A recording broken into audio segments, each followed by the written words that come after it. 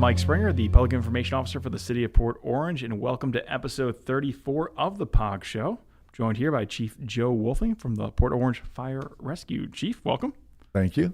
I know this is not your first time on the show, so we're happy to have you back here. So we're getting ready. I mean, you guys just have a brand new training facility out there by our Public Works Department, brand new element of your training facility. Your training facility's been out there for a while, but that's been a key component for you over the last several years. You've been able to go there, do some training. You've had other departments come over there to help with the training, but now you have your own burn room that you've added to that training tower out there by our Public Works office. And tell us a little bit about kind of what is a burn room and why is that so important to what you all do? So you're correct. Our training facility started a couple of years ago, and it actually started under a previous administration. We had a fire chief that came down from up north from a large department, and he brought a lot of knowledge to our department that we didn't have. With him and our training chief, Kerry Wilson, those two got together and came up with a plan and goals on achieving a regional training facility. And over the years, we have been hitting every milestone we wanted to. So we did complete the tower a few years ago. And then just recently, our training component with the burn building came in. So what that has done for the department is it's taken us light years ahead of where we were. Before, we were training in parking lots, abandoned homes, fire stations, wherever we could just try to find something. And we were never able to simulate a structure fire.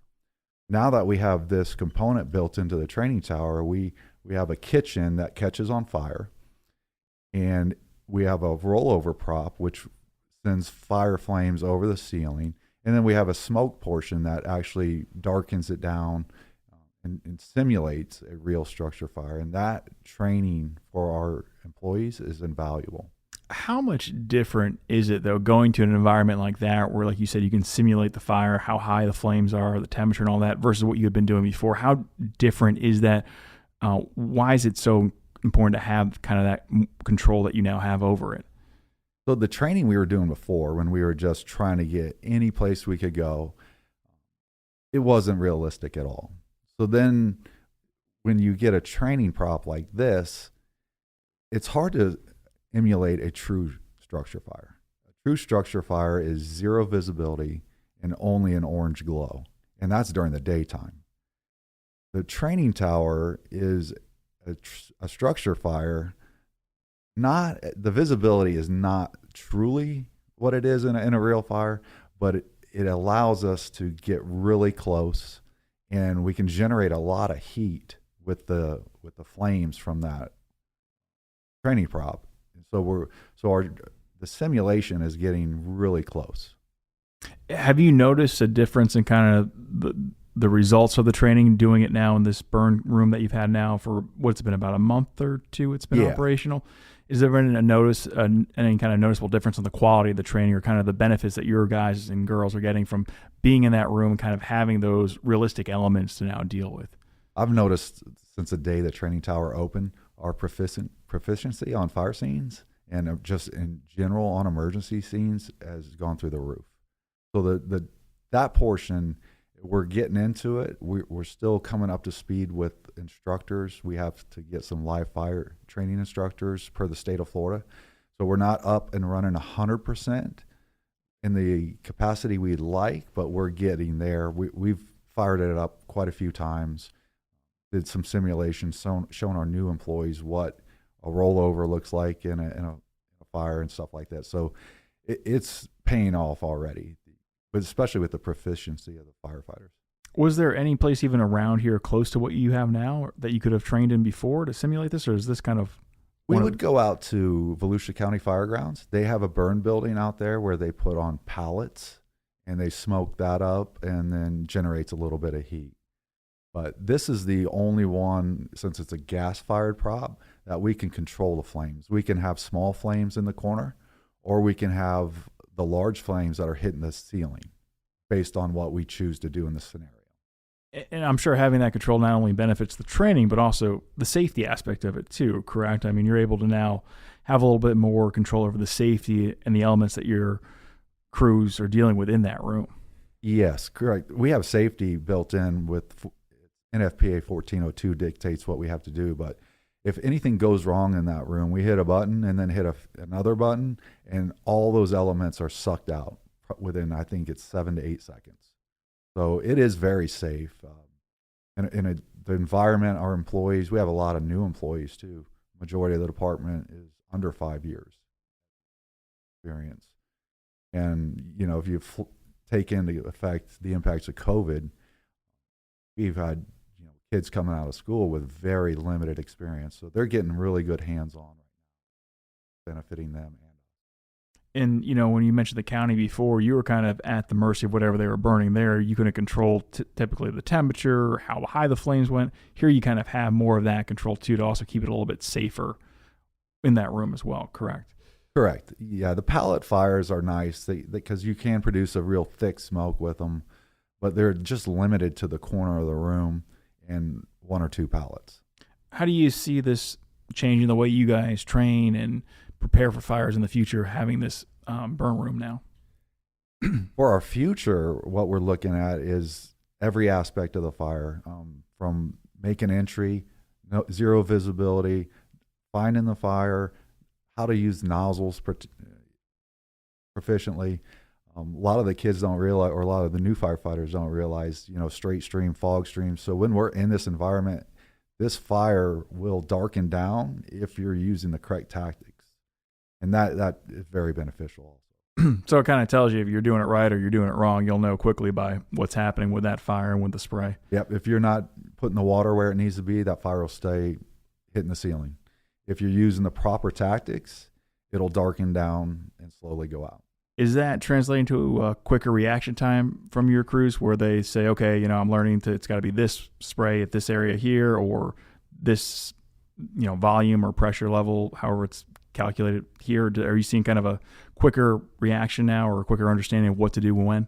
Yeah, they're better trained understanding what their nozzles are set at when they go in. So they usually have them set at the appropriate angle going into the fire now. So I'm sorry. So it is on an angle that they do it, or is it pressure? Or how do they determine? Yeah. So the pressure comes from the truck, and the driver engineer, he handles that.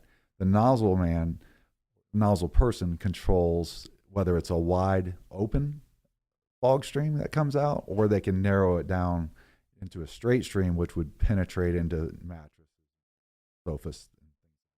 So the size of the stream would depend on kind of the material that's igniting that fire, what you're dealing with?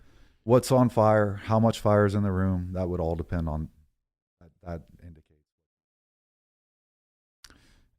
What else do you see this kind of room? How else do you see it helping you all? Do you think you're going to bring some? I know you do a lot of cross training with other departments over there, whether it's Edgewater, South Daytona, Ponce Inlet. Do you see that continuing with this burn room too?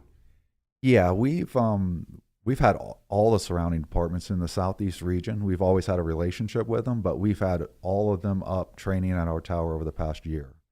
And that's going to continue. When we get the burn portion, what people don't realize is when we get a structure fire in Port Orange, you're going to see South Daytona, you'll see Volusia County, you'll see the shores. Depending on the location, you're going to see New Smyrna. So with us all being able to train at the same facility, we can understand what the expectations of each jurisdictions when you go in for a fire. And that's proven to be very helpful. I'm sure it helps get you all in sync and on the same page too, so that when you're out there, you're all kind of operating as one. Yep. We're developing a structure fire policy right now that multiple departments are going to adopt. So, and this comes from the training that we're doing at our tower. So we've recognized the need that with some departments that we're going to just have the same guidelines that we operate under, and then that will increase our proficiency. And how did you pay for all this? As I'm sure people are going to be curious, how was this paid for or funded through? Was it? So everything as of to date is funded through fire impact fees. All right. So no taxpayer dollars, just all through the impact fees there from Yeah, it's just when a new project comes in the city, a new subdivision, a new business, they pay a certain fee to the city to come in that goes into the fire impact fee. And then we use that to expand. It's basically a new service or an expanding service that we can use those fire impact fees for.